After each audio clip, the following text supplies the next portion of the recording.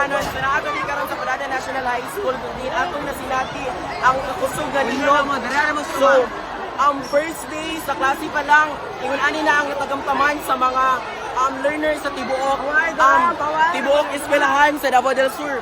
So kung makita nato karon ang ilahang panic attack, mga kadab Surano no, dagan kaayong mga estudyante ang nag-eskwela sa first day of school, pero natagamtaman ang kakusog nga linog. Wala ta kabalo mga kadab Suranon kung pila ka magnitude ang nasinati nato karon nga linog ug asa ang epicenter ni ini. Busa mga dab Suranon, mag-amping kita ug atuang sabayan sa kusog nga pag-ampo alang sa mga estudyante sa tibuok ang probinsya sa Davao del Sur. Daghang salamat dab Suranon.